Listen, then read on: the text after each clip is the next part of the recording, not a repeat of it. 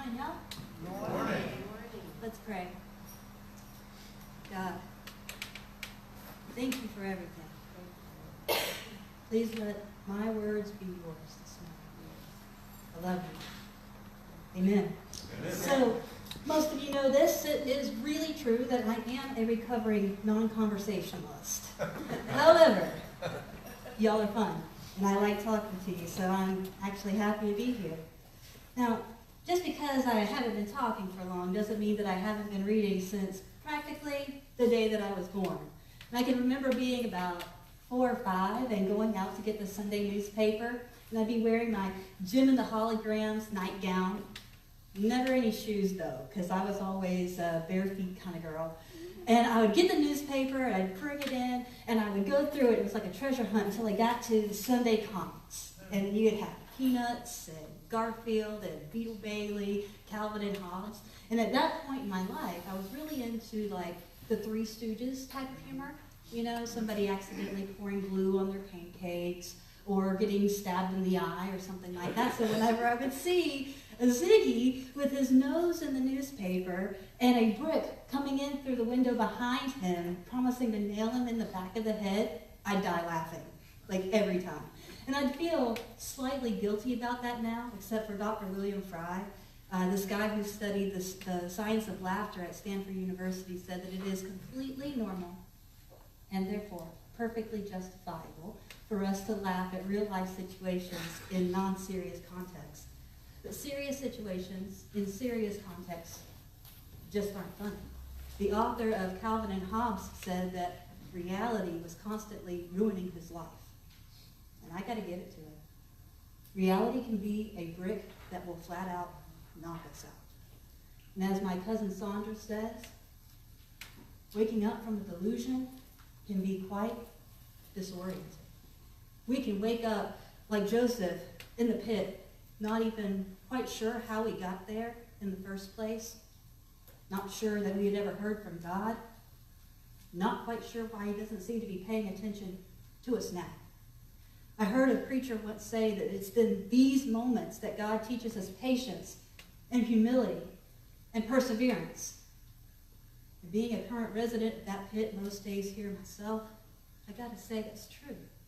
But I got to add that it also gives us perspective, because being down teaches us to look up. That's what we're going to talk about today. About being down and how to respond when we're in crisis, and how to hopefully do that with just a little bit more hope and therefore more meaning. So the story is going to come from Acts chapter 16. Paul and Silas had been sent on a mission. They'd been in town for a couple of days now, and there was a girl who was a slave girl who was possessed by a spirit, and she did fortune telling. And she just kept following Paul and Silas around everywhere that they went. And after a couple of days of this, you imagine that Paul, he just grew tired of it, and he finally cast the demon out, which made her masters mad because her fortune telling was, a pretty lucrative business for him. And so the masters drugged Paul and Silas in front of the authorities in the marketplace, and that's where we're going to pick up in verse 22. And then the officials tore the clothes off Paul and Silas and ordered them to be whipped. After a severe beating, they were thrown into jail, and the jailer was ordered to lock them up tight. Upon receiving this order, the jailer threw them into the inner cell and fastened their feet between heavy blocks of wood. About midnight, Paul and Silas were praying and singing hymns to God, and the other prisoners were listening to them. Suddenly, there was a violent earthquake, which shook the prison to its foundations, and all at once the doors opened, and the chains fell off the prisoners. The jailer woke up, and when he saw the prison doors open, he thought that the prisoners had escaped. So he pulled out a sword and was about to kill himself.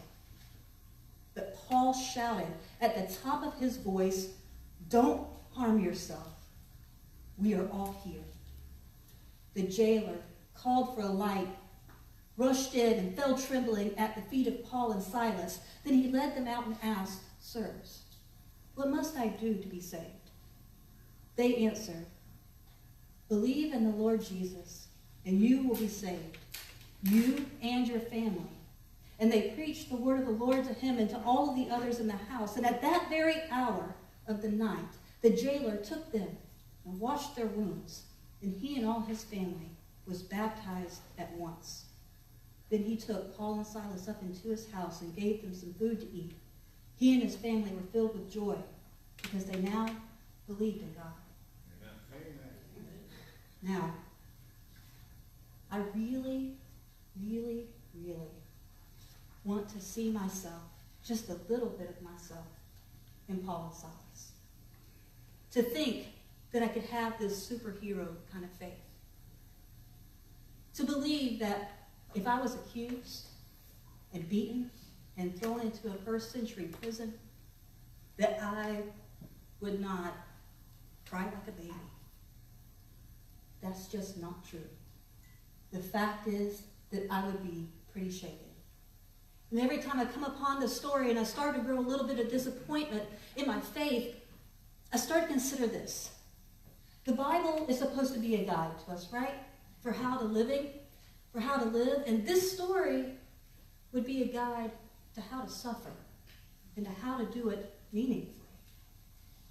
But if you're going to guide someone, you've got to meet that person where they are.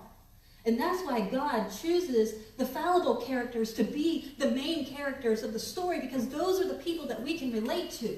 And so what if Paul and Silas weren't superheroes at all? What if they were just men? What if they were like us? My bet is that they were, and that they were scared.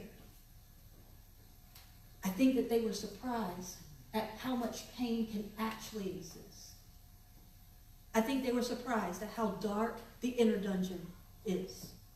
I think that they were sad by how that they had been betrayed. I think that they were angry that they hadn't even been given a trial, just slapped with an assumption of guilt. I think that they probably thought that this prison stint was the punchline of a really bad joke. And I think that we can all relate to that in certain moments of our lives. I think that we know what it is to be kept up at night. And I wonder if there wasn't at least a little bit of that time that they were praying, that they were singing, that they were just honestly, just scared and in pain. I wonder if we have stayed up at night. Pain is the body's most effective way to spur us to action. Consider the stubbed toe effect, as I'll call it. You're walking around, everything is just fine, and then all of a sudden you stub your toe, and then you are hopping and shouting expletives all at the same time. Negative feelings, like negative experiences, are supposed to call us into action. We are supposed to respond. And if we are going to know how we have to respond, we have to look back at what it was that Paul and Silas did. And the first thing that they did was pray.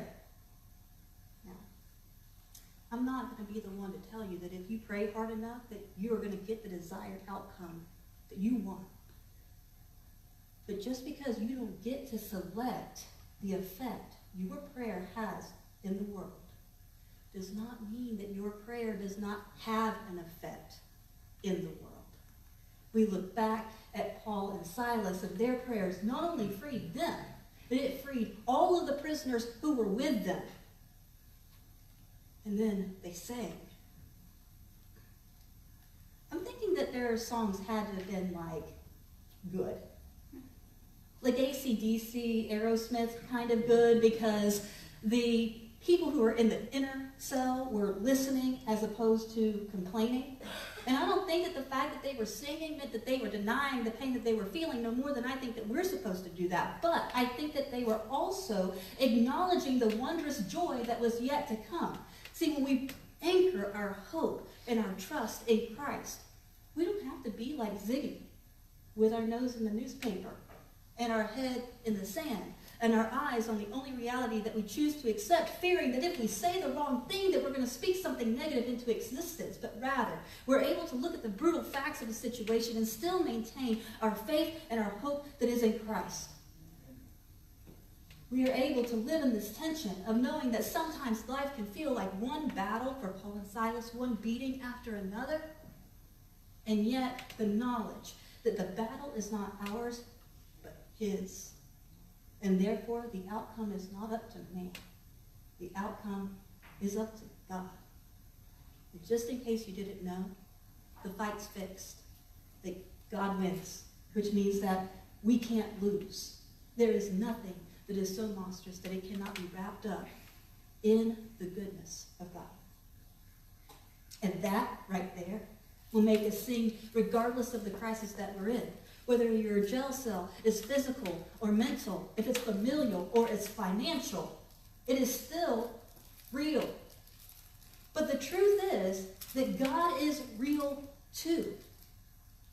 And if we listen really closely, if we will put aside all of our questions that we're feeling and the pain that we're feeling just for a second, we will come to see that God will give us songs in the night. And that regardless of whatever it is that's happened, that we're able to give thanks for all that he has done. Amen.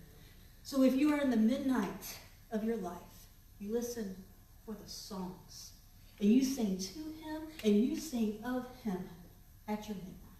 You express your gratitude in words and actions and prayers, because it is the expression of that gratitude that transforms appreciation into a shared connection with others that lifts Jesus up. Amen. Some of us, we find ourselves shaken in these situations. But if we'll do this, if we'll sing songs, if we'll express that gratitude, we'll find that we don't have to be shook. You know what I mean? Shook means that you are shaken to the core of your being. That you're ready to spew your faith and your breakfast all out on the floor. That you're willing to walk away. Or maybe say that God's not in this anyway. Or maybe you even say that God's not real. But that's just not true. We feel like it is, but it's not. No matter how you got to where you are, God is with you. And he wants to use what happened to you to work through you. Amen. So that we, like Paul, like Silas, like Jesus, can be part of the shaking and not part of the shook. But we have to let it. That's what Paul and Silas do next. They decide that they are willing to let God use them. And I'm going to tell you something. It is a decision. It is a decision that we make almost every day of our lives. We have a choice in this. And we're in the crisis moments of our lives. This choice may not be so easy to make because we get so angry at the things that have happened to us. And then we get angry for God. For what we think is sitting by and letting it happen. We don't feel like we deserve it. We think that we have done everything, that we have upheld our end of the bargain, and that God has sat and done perceptibly nothing. But that too is not true. It's normal to feel that way. Take Habakkuk, for example. Habakkuk straight up asked God how long he was going to have to pray before God answered. And he asked, don't you even care that this world is a mess and that it's only getting worse? Real talk, y'all. That's right. Amen. Job, he did the same thing. And ironically, his answer came from the Lord in the middle of a storm. Sometimes there can be a long time between the question and the answer. And we can get stuck in this particular situation. And I've been stuck there too, and that's why I can tell you this. It's not a healthy place to be. Don't let yourself stay there for too long. What you got to do is think back over your life to the moments where God was all that you had. Paul was constantly pointing to his affliction, but he was also pointing to his salvation. And when we do that, we're a little less angry, a little bit more grateful, and a lot more willing. Sometimes in a crisis it's the exact opposite. We feel like we do deserve what's happened with us. We can't identify with Paul and Silas at all, but rather we identify with the prisoners who were chained up with them. We know what it is to be chained up by our past, by our regrets, by our mistakes, for those being the ones that are the reason that we're here in this situation now. We identify with other people needing to minister to us. We identify with depending on the faith of others. We identify with being the result of somebody else's prayers, but we get to thinking that we can't be what someone was to us to someone else. We think that we are too unlawful to be useful. And I'm not talking about the, hey, one time I broke into an abandoned theme park just to go sledding type of unlawful. I'm talking about I denied the reality of Christ even after I knew him. I hurt someone to the core of their being type of unlawfulness that will crush us if we let it. But in these situations, we feel that we have let everybody down. Here's what I've learned. It is impossible to let God down because you were never really responsible for holding him up. One more time.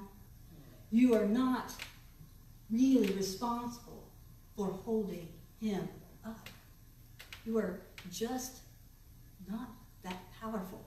And there is absolutely no amount of feeling bad that is going to cause him not to call you to do good.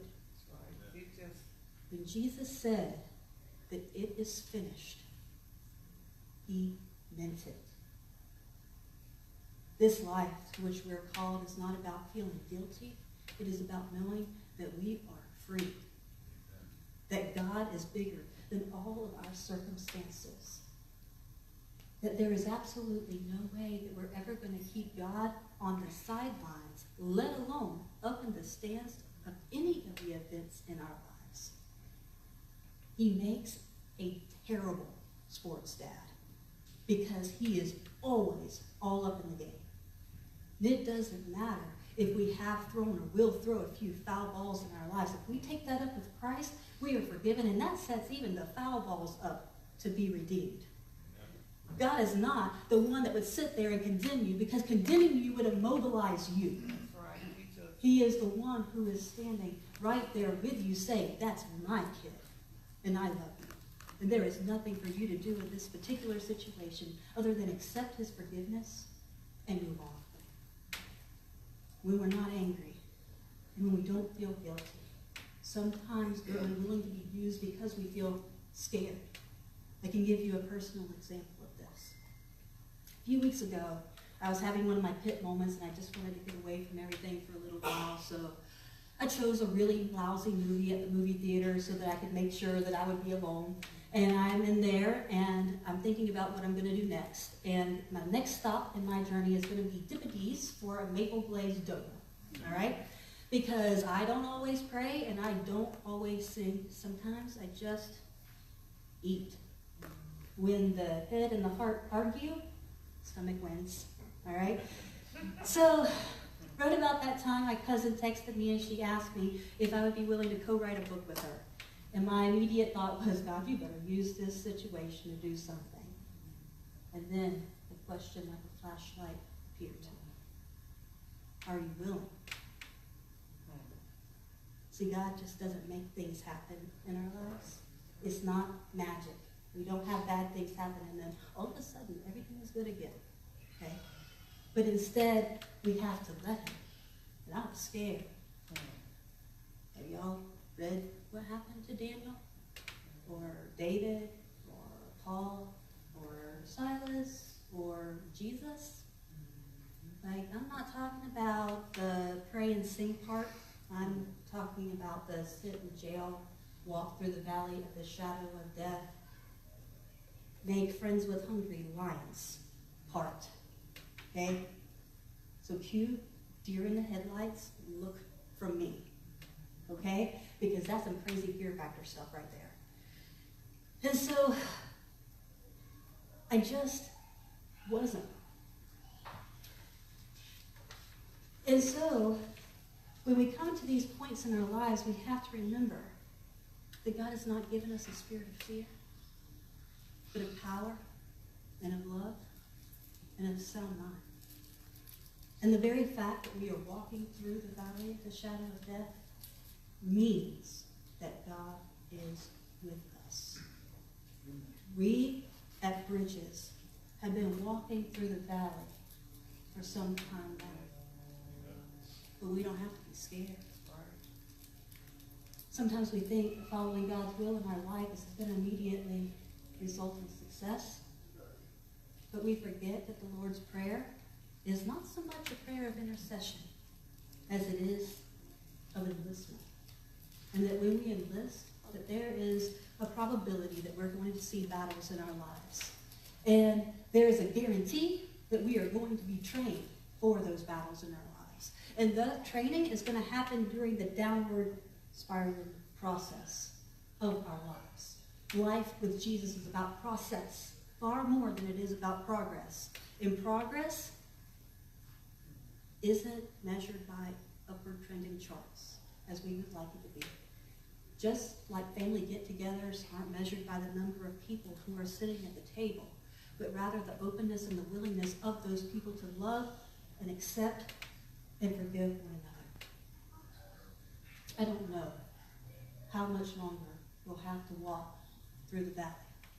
And I look back to the Bible for answers, but I can't find it there because it seems that every person's battles and trials lasted for a different amount of time. See, if, when, how God decides to come through, that's all up to God and his timing, and that, therefore, it seems to me that God's timing is not really any of my business. But what is our business is our willingness to let God use us, to endure the race that is set before us, to stand with each other when we don't have to, and to excel still more, even despite the crisis. Sometimes we don't have that extra. You know what I mean? We're not feeling angry. We're not feeling guilty. We're not feeling scared. We're tired. But God gives strength to the weary. And in these moments, we probably do have to depend on the faith of others. But Paul and Silas, my bet is that they felt all of these things, but God saved them. But God freed them. But God kept intervening in their lives. They had a but God. What I call this is a why that was bigger than our I. We also have to have a why that is bigger than what I feel, bigger than what I feel, bigger than what it is that I am going through. And for me, that why is Jesus, who he is, what he has done. He is worthy, and therefore I am willing. That's right. Most days. When we have prayed, and when we have sang, when we have decided that we are going to let God use us, we have to take action. We have to be like Paul and Silas and see our crisis as an opportunity to reveal God's resurrecting work in us. And what we do to take action depends on the situation. So obviously, if we caused a crisis, we need to make amends. But there are going to be things in our lives that are not our fault. But that does not absolve us of the fact that we have a responsibility for the response that we're going to take.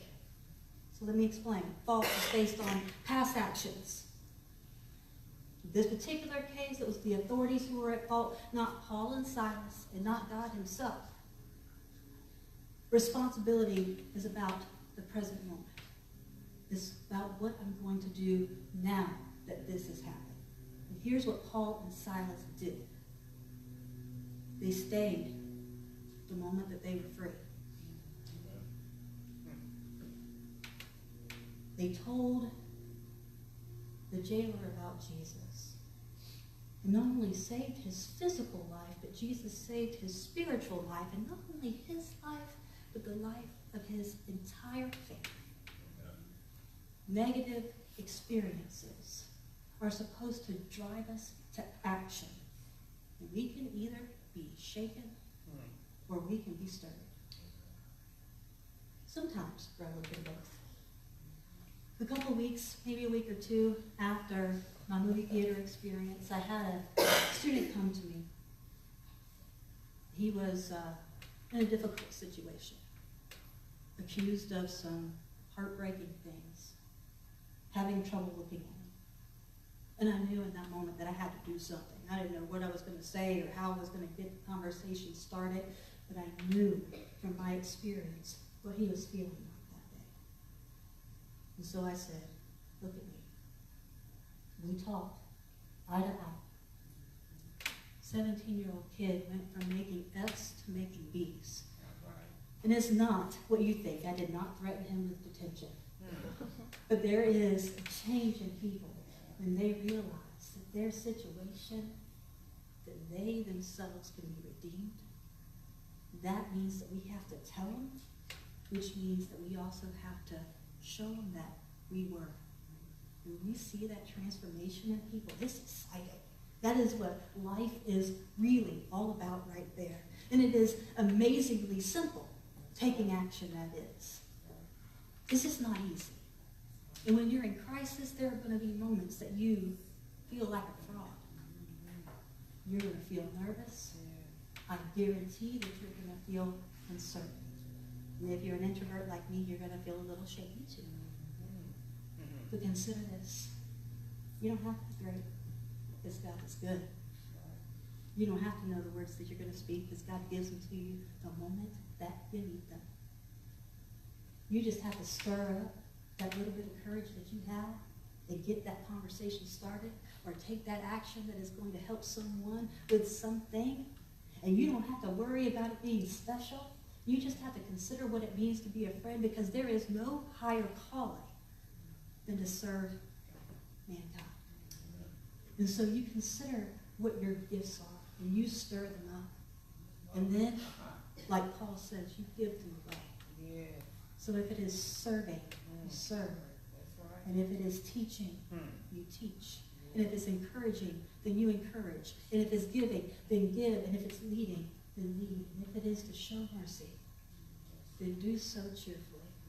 For what else has God ever required of us in good times or in crisis than that we act justly, love mercy, and walk humbly with our God? Thank you. God, I pray that we will all be willing to let what has happened to us allow you to work through us.